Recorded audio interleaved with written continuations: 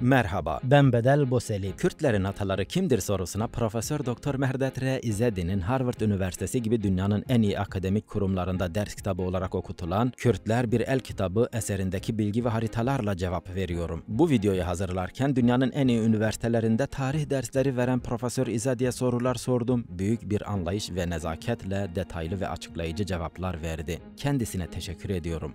Reza Nencu bu video için kitaptaki akademik haritaları Google Maps üzerinde tek tek yeniden tasarladı, dizayn etti, renklendirdi. Tüm Kürt yayınevleri kitapları pertukakurdi.com internet sitesinde satılıyor. Evet, pertukakurdi.com. Kürtler bir el kitabı adlı bu eseri buradan sipariş verirseniz adresinize kadar gelecektir. Almanızı tavsiye ediyorum. Bu siteden de kitap siparişi verebilirsiniz. Kürtleri bilimsel ve akademik olarak tanımak istiyorsanız lütfen sonuna kadar izleyin. Başlıyoruz.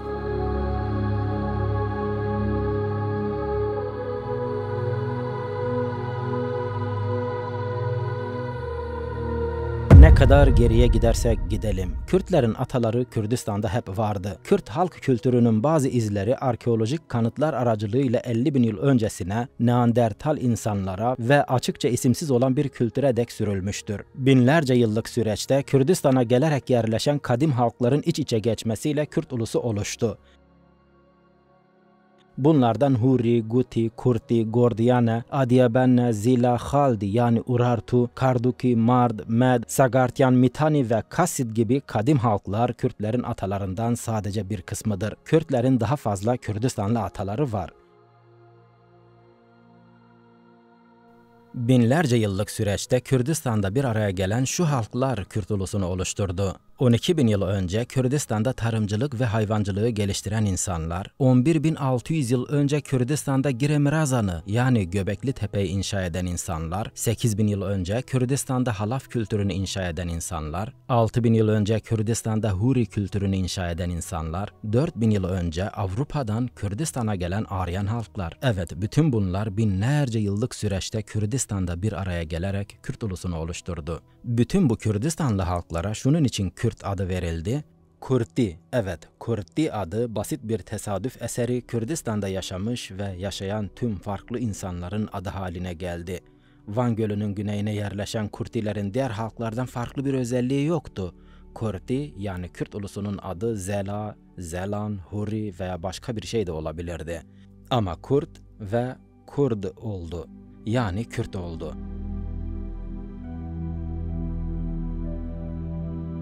Arkeolojik buluntular tarımcılık ve hayvancılığın ilk adımlarının Kürdistan'da Kürtlerin ataları tarafından atıldığını gösteriyor. Koyun, keçi, köpek gibi hayvanların evcilleştirilmesi, simgeler ile kayıt tutma sistemi, dokuma, fırınlaşmış çömlek yapımı, sırlama yani kapların yüzeyini kaplama, efsel teknolojilerin geliştirilmesi, metalurji yani metal aletlerin üretimi 12.000'den 8.000 yıl önceye kadarki dönemde Kürdistan'da icat edildi. Kürtlerin ataları tarafından. Milattan önce 6 ile 7.000 yılları arasına geldiğimizde ise yani 7-8.000 yıl önceki dönemlerde Kürtlerin atalarının artık Kürdistan'da ortak bir kültüre sahip olduğunu görüyoruz. Bu döneme halaf kültürü dönemi denir.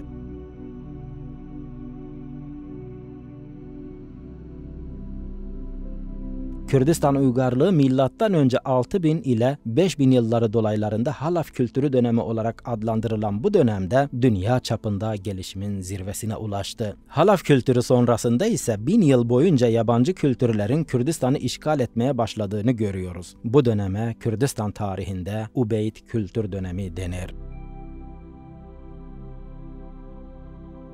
Milattan önce 4300 dolaylarında yani 6300 yıl önce Kürtlerin atalarının kendi ülkeleri olan Kürdistan'da tekrar egemen olmaya başladıklarını görüyoruz. Huri kültür dönemi, evet Huri kültür dönemi olarak adlandırılan bu dönem 2600 yıl önceye kadar Kürdistan'a hakim oldu. Milattan önce 2000 dolaylarında yaklaşık 4000 yıl önce ise Kürdistan'da Aryan halkların kültürünün yükselişini görüyoruz. Çok sayıda Huri halkı, Urartular da buna dahil ve çok sayıda Aryan halkı Kürdistan'da birleşerek Kürt ulusunu oluşturdu. Bunun yanı sıra az oranda da olsa Kürdistan'a göç eden başka halklar da Kürt ulusunun oluşumuna katıldı. Yani Kürt etnogenezine katıldı.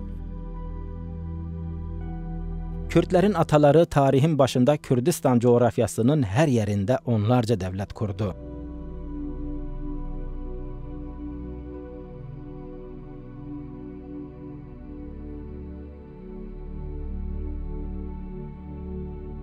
Huri kültürü milattan önce 4300 dolaylarında yani 6300 yıl önce Kürdistan'a hakimdi. Günümüz Kürtlerin kültürü, sanatı, yerli inançları, toplumsal örgütlenmeleri, kadın statüsü, milis savaş biçimi ve diğerleri Kürtlerin atalarından Hurilerin kalan mirasıdır günümüze kadar ulaşan.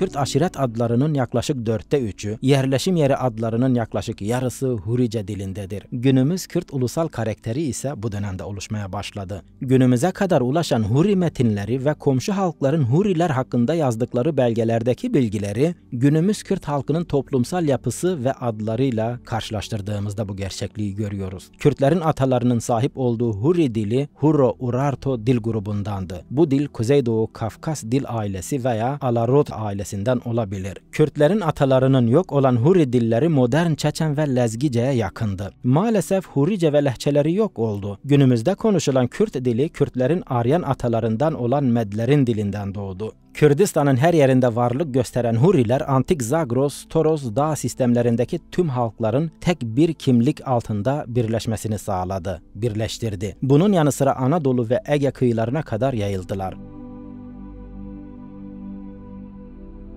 Bakınız, Huri kimliği ve Hurice dili bu bölgelerde hakimdi. Örneğin günümüz Kirmanşan, Süleymaniye, Erbil, Mehabat, Senendeç, Kerkük, Duhok, Zaho, Hakkari, Şırnak bölgelerini kapsayan tarihi Gutium'da. Kerkük bölgesini kapsayan Arap Ha yani Nuzi'de. Buradaki Arap Han'ın Araplarla, Arap ismiyle alakası yok, farklı şeyler belirtelim. Ağrı Dağı çevresini kapsayan Urartu'da, Halep bölgesini kapsayan Alalah, hatta Hititlerin sonraki başkenti Hatuşaş'ta Hurice'nin çeşitli lehçelerinin konuşulduğunu, Huri kültür ve kimliğinin hakim olduğunu görüyoruz. Kürtlerin atalarının dili Hurice o dönemlerde çok daha geniş coğrafyalarda da yaygınlaşmış olabilir. Başta tek bir halk olan Huriler 3000 yıllık tarihi süreç içerisinde sürekli gelişti, nüfusları arttı ve farklı halklara bölündüler. Farklı isimler, farklı şehir devletler ve farklı krallıklar kurdular. Kürtlerin atalarından Hurilerin kurduğu bazı şehir devletlerin adları şunlardır: Kummuhu, Melidi, Gurgum, Ungi ya da Unki, Kaman, Kasku, Nairi, Şupriya, Urkiş, Muşku, Urartu, Namar, Saubaru, Mart, Lulubi, Kardu, Zamua, Elippi, Mana ve Guti. Bunlardan bazılarının isimlerine modern Kürt yerleşim yerleri veya klan isimlerinde, aşiret isimlerinde de rastlıyoruz günümüzde. Birkaç örnek verelim. Kürtlerin atalarından Hurilerin bir kısmının kurduğu Muşku Devleti adı günümüzde Kürdistan'daki Muş şehri ve bölgesi olarak halen varlığını koruyor bu isim. Muşku, Muş. 20.000 asker toplayacak güce sahip olan Muşku Devleti'nin Hitit Devleti'ni yıkmış olabileceği düşünülmektedir. Kürtlerin atalarından Hurilerin bir kısmının kurduğu Mardu Devleti adı, Kürt mitolojisinde ulusun yaratıcılarından birisi olan insansı Mard karakteri olarak varlığını korumaktadır. Kürdistan'da bulunan Mardin şehrinin adı da buradan gelmektedir. Kürtlerin atalarının binlerce yıl önce kurduğu Mardu Devleti adından geliyor.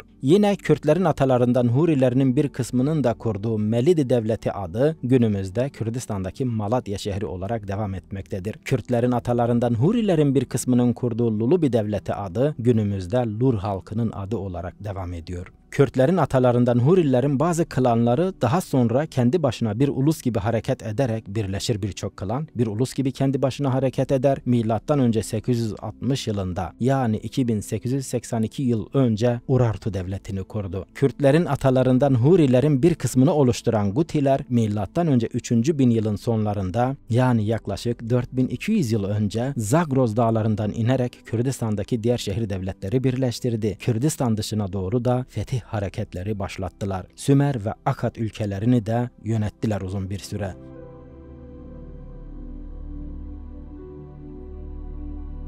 ...4000 yıl önceye geldiğimizde Kürdistan'da Kürtlerin atalarından Aryanların yükselmeye başladığını görüyoruz. Bu süreç sonucunda Kürtlerin atalarından Hurilerin konuştuğu diller yavaş yavaş yok olur ve tamamen biterler. Kürtlerin Aryan atalarından biri olan Medlerin konuştuğu dil, Kürtlerin tek ulusal dili olarak günümüze kadar ulaşır. Evet, günümüz Kürtçesi Medce'den oluşmuştur bütün lehçeleriyle beraber.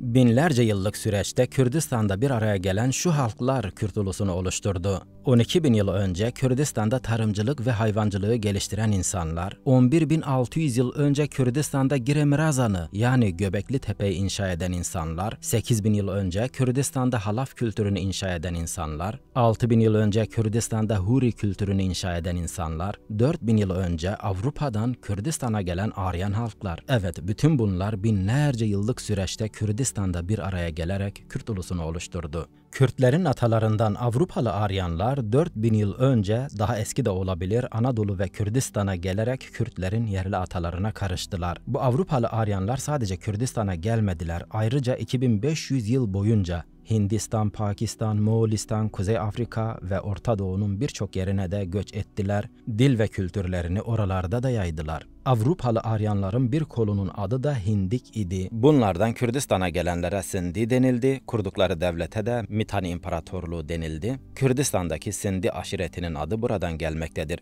Bunlardan Hindistan'a göç edenlere de Sindi ve Hindi denildi. Pakistan ve Hindistan'daki Sindi bölgesi ve Sindi dili adı buradan gelmektedir. Aynı zamanda Hindistan'ın adı olan Hindi adı da buradan gelmektedir. Sadece Avrupalı Hindik Aryanlar değil, başka Avrupalı Aryanlar da Kürdistan'a ve Anadolu'ya geldi. Kürdistan ve Anadolu'ya ilk gelen Aryanlar Hindik olan Mitanniler ve Hititler idi. Kürdistan'da kurulan ilk Aryan devleti Avrupalı Hindik Aryanların bölgeye gelerek yerli Kürdistanlı Hurilerle birleşerek kurduğu Mitanni İmparatorluğu'dur.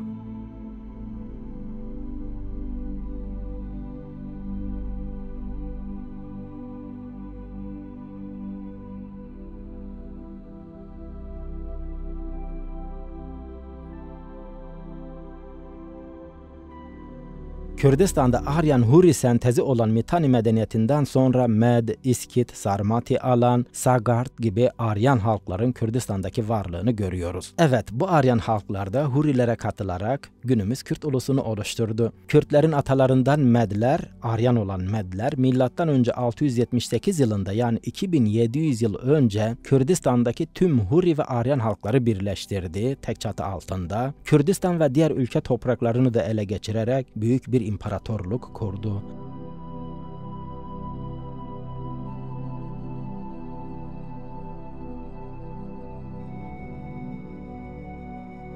Med İmparatorluğu hakimiyeti M.Ö. 549'a kadar devam etti. Evet kıymetli Kürtler, farkındaysanız 2022'deyiz ve Med İmparatorluğu'nun 2700. yıl dönümündeyiz. Kürtlerin modern dilinin yapısı yani Kürtçenin yapısı, pek çok tören ve alışkanlıklar, çok sayıda Kürtçe yer adı ve aşiret isimleri Medlerin torunları Kürtlere bıraktığı mirastır. Örneğin Meh, Mah ya da May adları Med adından gelmektedir. İskit, Sarmato, Alan gibi Aryan halkların bir kısmı da Kürdistan'a yerleşerek Kürtlerin atalarına karışır. Bu halkların Kürtler için bıraktığı miras Medlerden sonra gelmektedir. Örneğin Sakız gibi modern yer isimleri ile Sakavant, Sarmi ve Alan gibi klan isimleri bu İskit mirasından gelmektedir. Bu İskit mirasını anımsatmaktadır. Kürtlerin Aryan atalarından Alanların kurduğu devletin kraliyet ailesinin adı Erdalan idi. Bu isim halen Kürtlerde varlığını korumaktadır. Kürt destanı Memuzindeki Meme Alan adı da buradan gelmektedir. Not: Türkiye okulları ders kitaplarında İskitlerin Türk olduğu yazılır. Bu kesinlikle yanlış bir iddiadır. İskitler Türkiye değil Aryan bir halk idi. Bunların detaylı bütün belgelerini açıklayacağım ve ikna olacaksınız. Herkes ikna olacak. Anlaştık mı? Aryanlardan Sagartyanlar kalabalık gruplar halinde Kürdistan'a geldi. Erbil ve Nihawand arasındaki bölgelere yerleşti. Kürdistan'daki Zagros Dağları adlarının kökeni de bu Sagartyanlara dayanmaktadır. Milattan önce 300'de yani 2322 yıl önce klasik çağ başlar. Bu dönemde Kürtler zaten birçok komşu bölgenin yerleşimi ve hakimiyeti ile sonuçlanan kitlesel nüfus hareketleri yaşıyorlardı. Dönemin önemli Kürt devletlerinin hepsi bu hareketlerin yan ürünüydü. Örneğin milattan önce 64'te yani 2086 yıl önce doğan Strabo'nun yazdığı Coğrafya adlı eserinde Zelan yani Zilan hanedanı ve dilleri hakkında bilgiler yazılıyor. Bu bilgilerden yola çıkarak Zelanilerin kesinlikle Kürt olduğu sonucuna varıyoruz.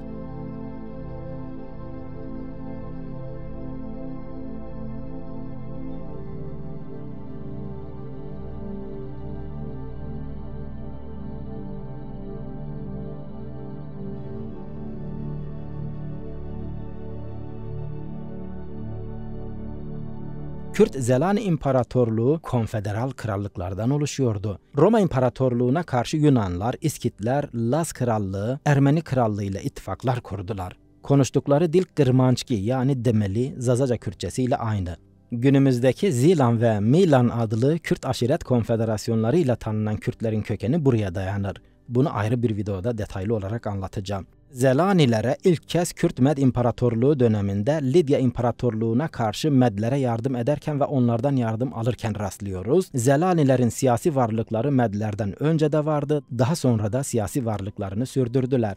Kürdistan ve batısındaki büyük Kürt krallıkları yavaş yavaş varlıklarını Romalılara kaptırırken doğuda milattan sonra 3. yüzyıla ve Sasani İmparatorluğu'nun ortaya çıkışına kadar hayatta kaldılar. Son bağımsız ve büyük Kürt hanedanı olan Kayositler milattan sonra 388'de yani yaklaşık 1640 yıl önce düştü. Ancak Bizans ve Sasani yönetiminde halen çok sayıda özerk Kürt krallığı vardı. Örneğin Sasaniler özerk Kürt krallıklarına Kohyar yani dağ yöneticileri adını verirdi. Bununla birlikte daha küçük Kürt beylikleri özerk varlıklarını 7. yüzyıla İslam'ın gelişine kadar korudular. İslam halifeliği Kürdistan'da egemen olan Roma ve Sasani imparatorluklarını yenerek onların Kürdistan'da güç kaybetmesini sağladı. Ardından İslam halifeliği de zayıflayınca İslam halifeliğinin isteğiyle bazen de isteği dışında çok sayıda Kürt devleti kuruldu. Kafkasya ve Ermenistan'da Kürt Şedadi devleti, Azerbaycan'da Kürt Revadi devleti, Revaditler ve Revandiler olarak da söylenir, adlandırılır. Kürt Mervani devleti ise Ahmet, Van, Urfa, Botan bölgelerinde hakimdi. Başkenti ise Meyafarqin yani Farqin idi. Bugün Silvan olarak da söylenir. Kürt Hasanveyhi devleti Orta Zagros'ta kuruldu. Kürt Fadılvayhi devleti, Kürt Ayari devleti ve Kürt Şabankara devleti Orta Çağ Kürt hanedanlarından bazılarıdır. Bu Kürt devletlerinden Eyyubiler hakimiyet alanlarının genişliğiyle öne çıkmaktadır. Başkentleri Mısır'ın Kahire şehriydi. Başkentleri Kahire'den Doğu Libya, Mısır, Yemen, Batı Arabistan, Suriye, kutsal topraklar, Ermenistan ve Kürdistan'ın büyük bir kısmını yönettiler. Eyyubiler, İslam'ın kutsal şehirleri olan Mekke, Medine ve Kudüs'ün koruyucuları olarak Haçlıların kutsal topraklarda yenilmesine ve kovulmalarında etkili oldular. 1750'de kurulan Kürt Zend devleti de Eyyubiler gibi başkentleri Kürdistan dışındaydı.